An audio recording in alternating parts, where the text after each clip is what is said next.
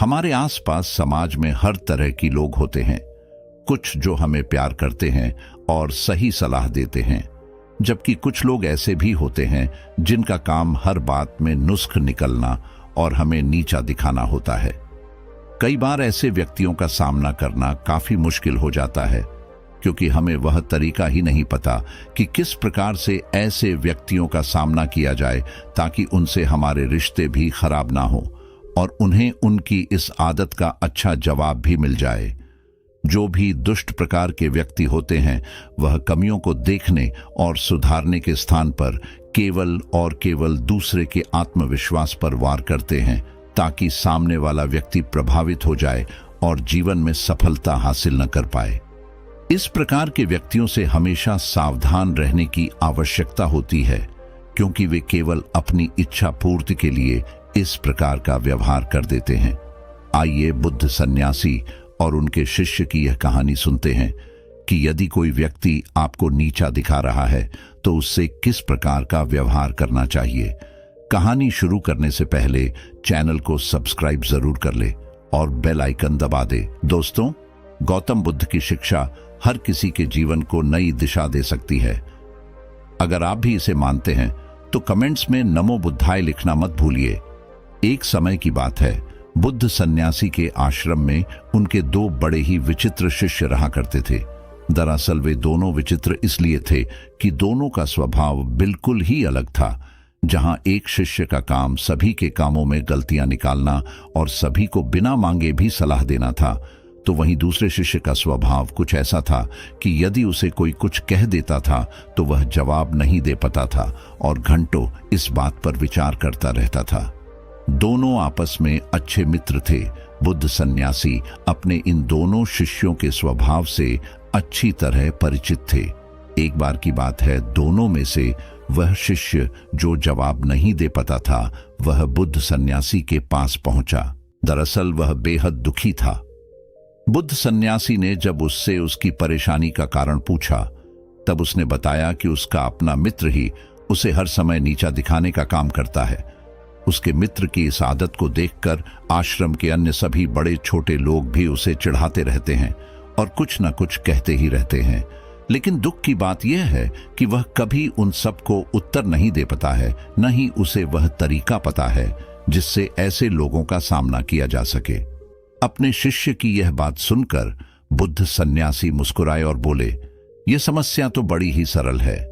तुम स्वयं इन समस्याओं का सामना कर सकते हो, लेकिन इसके लिए तुम्हें स्वयं की बुद्धि का प्रयोग करना होगा।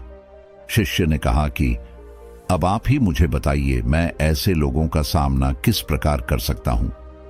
बुद्ध सन्यासी ने कहा, ठीक है, मैं तुम्हें उपाय बताता हूं।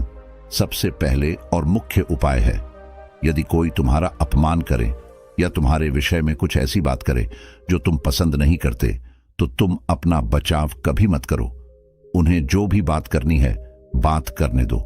तुम्हें कोई आवश्यकता नहीं है उन्हें यह समझने की कि आखिर तुम्हारे साथ यह समस्या क्यों है। ऐसा करने से तुम स्वयं उनके द्वारा बताई गई बातों को अपने ऊपर लेकर उन्हें सही सिद्ध कर रहे हो। ऐसी स्थिति में अपना बचाव कभी नहीं करना चाहिए। दूसरा उपाय, यदि आपके बारे में कोई कुछ बुरा कह रहा है या आपको नीचा दिखाने की कोशिश कर रहा है, तो तुरंत ही उस पर हमला करने मत लग जाओ। ऐसा करने से आप उन्हें एक और मौका दे रहे हैं कि वह आपके ऊपर प्रश्न चिन्ह लगाए। अचानक उनकी बातों का जवाब दे देने से आप स्वयं को ही उनकी नजरों में कमजोर सिद्ध कर रहे हैं। ऐसा कभी नहीं करना चाहिए। तीसरा उपाय, यदि कोई आपको चुभने वाली बात कह रहा है या आपको नीचा दिखाने का प्रयास कर रहा है, तो आपको उस प्रश्न पूछना चाहिए और कारण पूछना चाहिए कि आखिर वह आपके बारे में इस प्रकार से क्यों बात कर रहे हैं। ऐसा करने से अगर उनकी मंशा गलत होगी तो वह अपने आप ही शांत हो जाएंगे, क्योंकि उनके पास आपके द्वारा पूछे गए प्रश्नों का कोई उत्तर होगा ही नहीं। यदि उस व्यक्ति ने आपको कारण बता दिया है कि वह आपके बारे में गलत बातें क्यों कर रहे हैं, तब आपको उन बातों का हल अवश्य पूछना चाहिए कि आखिर किस प्रकार से आप अपनी कमियों को दूर करें। यदि वह सही मंशा से आपको आपकी कमी बता रहे हैं, तो निश्चित ही इसका निवारण उनके पास होगा।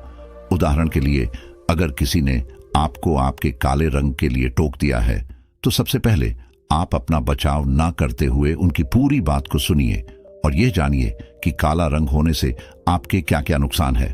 अचानक उनके ऊपर हमला मत करिए, गलत बातें बिल्कुल मत करिए कि पलटकर उन्हें काला कहने मत लग जाइए, बल्कि उनसे कारण पूछिए। उनसे यह कहिए कि आपको अच्छी तरह से पता है कि आपका रंग काला है। उन्हें यह बताने की आवश्यकता बिल्कुल नहीं है। आप उनसे पूछे कि क्या सचमुच मेरा रंग बदला जा सकता है, यदि हाँ तो कैसे। साथ ही उन्हें यह भी बताइए कि जीवन में सफलता प्राप्त करने के लिए आपका रंग महत्व नहीं रखता है। यदि महत्व रखता है तो केवल और केवल आपकी मेहनत। इस प्रकार वह व्यक्ति अपने आप ही चुप हो जाएंगे। कई बार व्यक्ति बेकार में ही दूसरे व्यक्तियों को उनके शारीरिक बनावट या अन्य बातों के लिए ताने मारते रहते हैं। ये उनकी आदत में शामिल होता है। अपनी कमियों को न देखकर भी दूसरों को उनकी कमियां बताने लग जाते हैं। ऐसे लोग प्रतिदिन कई लोगों को अवसाद में भेज देते हैं। इसीलिए इनको शांत कराना भी जरूरी हो जाता है। हालांकि आपकी प्रतिक्रिया के लिए परिस्थितियां भी जिम्मेदार होती हैं। कई बार कुछ लोग आपको नीचा दिखाने के लिए नहीं, बल्कि आपकी भलाई के लिए आपको महत्वपूर्ण बातें बताते हैं। ऐसे में अगर आप उनको जवाब देते हैं या रोकते हैं तो आपका ही नुकसान है। आमतौर पर हमारे आसपास 3 तरह के लोग होते हैं जो अधिकार के साथ हमारी कमियों या गलतियों को हमें बता सकते हैं, और हमें इन तीनों तरह के लोगों से अलग अलग प्रकार का स्थिति के अनुसार व्यवहार करना पड़ता है।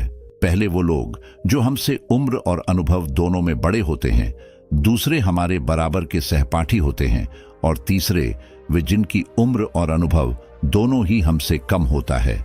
ऐसे सोच समझकर ही प्रतिक्रिया करनी चाहिए। उम्र में बड़ा अथवा कोई अनुभवी व्यक्ति, जैसे कि हमारे माता पिता, गुरु हमें कोई सलाह दे रहे हैं तो ऐसा कभी नहीं सोचना चाहिए कि वह हमें नीचे दिखा रहे हैं। उनकी बातों पर ध्यान देना चाहिए और जानने का प्रयास करना चाहिए कि इसे किस प्रकार से ठीक किया जा सकता है, क्योंकि उनकी मंशा हमारे प्रति कभी गलत नहीं हो सकती। वे हमेशा हमारी भलाई के बारे में ही सोचते हैं। यदि हम उम्र या सहपाठी किसी बात को लेकर आपको नीचा दिखाने का प्रयास कर रहे हैं तो पहले उनकी बात को ध्यान से सुन लेना चाहिए और फिर इस पर विचार करना चाहिए। यदि आपको लगता है कि इस कमी में सुधार करके आपकी भलाई हो सकती है, तभी कोई प्रतिक्रिया करनी चाहिए, नहीं तो उनकी बातों को बेकार समझकर वहीं पर भूल जाना चाहिए। कई बार बड़े लोग अपने से छोटों को अनुभवहीन मानते हैं और उनकी बातों पर ध्यान नहीं देते हैं। ऐसा कभी नहीं सोचना चाहिए कि जो हमसे उम्र में छोटा है वह हमेशा गलत बात करेगा। यदि आपका कोई छोटा आपसे सही बात कह रहा है तो उसकी बात को ध्यान से सुनना चाहिए और विचार करना चाहिए कि क्या इससे हमारी भलाई हो सकती है। यदि हाँ तो उसी अनुसार प्रतिक्रिया करनी चाहिए। यदि नहीं, बल्कि वह नीचे दिखाने का प्रयास कर रहा है, तो उसे जवाब देकर शांत कराना चाहिए।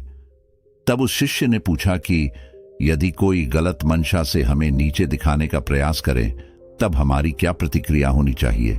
तब बुद्ध सन्यासी ने बताया कि किसी भी गलत मंशा वाले व्यक्ति को नीचा दिखाने के लिए 4 प्रकार से व्यवहार किया जाता है। मानसिक संतुलन। सबसे पहले अपने मानसिक संतुलन को नियंत्रण में रखना चाहिए। अगर कोई आपके सामने उल्टी सीधी बात कर रहा है और आपने अपना मानसिक संतुलन खो दिया, धैर्य नहीं रखा, ऐसे में आप स्वयं को ही दोषी सिद्ध कर रहे हैं। इसलिए कभी भी दूसरे द्वारा कही गई बुरी बातों पर अपना मानसिक संतुलन सबसे पहले नियंत्रण करना चाहिए। यदि उसे समय अपने धैर्य रख लिया तो निश्चय ही समय आने पर आप उसे व्यक्ति को बिल्कुल सही जवाब दे पाएंगे। ऐसा जवाब देंगे कि दोबारा वह व्यक्ति आपको कुछ नहीं कहेगा। वाणी पर संयम। कोई आपको नीचा दिखाने वाली बात कर रहा है तो उसके बात को धैर्यपूर्वक सुन लेना चाहिए और अपनी वाणी पर संयम रखना चाहिए। कई बार व्यक्ति दूसरे द्वारा कही गई बुरी बातों पर अपनी वाणी का संयम खो देते हैं और सामने वाले व्यक्ति को गाली अथवा बुरी बातें कहने लग जाते हैं। ऐसा कभी नहीं करना चाहिए। हमेशा अपनी वाणी पर संयम रखना चाहिए, क्योंकि ऐसा करने से आपके ऊपर कोई दोष नहीं लगेगा। कहीं ना कहीं सामने वाले व्यक्ति को अनुभव होगा कि यह तो मुझे कुछ नहीं कह रहा है, इसके आगे बोलना ठीक नहीं है, उसे बात का कोई फर्क ही नहीं पड़ता। इस प्रकार आप चुप रहकर भी सामने वाले व्यक्ति को नीचा दिखा सकते हैं। उपालंभ। उपालंभ एक ऐसा व्यवहार है जो कि बुद्धिमान व्यक्तियों द्वारा सबसे अधिक प्रयोग किया जाता है। यदि कोई व्यक्ति आपकी बेइज्जती कर रहा है और आपके बारे में बुरी बातें करके आपको नीचा दिखाने का प्रयास कर रहा है, तो इसके लिए दो तरीके हैं। आप इन तरीकों का प्रयोग करके उन्हें अच्छा जवाब दे सकते हैं। पहला, उस व्यक्ति को ऊंचा दिखाकर नीचा दिखाना। किसी व्यक्ति को ऊंचा दिखाकर नीचा दिखाना बड़ा ही सरल होता है। यदि कोई आपकी बेइज्जती कर रहा है, आपकी शारीरिक बनावट के बारे में बुरा कह रहा है या ऐसा कह रहा है कि आपकी लंबाई बहुत कम है, तो आपको इस बात का उत्तर कुछ ऐसे देना चाहिए कि आप और आपके परिवार की सभी लोग बहुत लंबे हैं।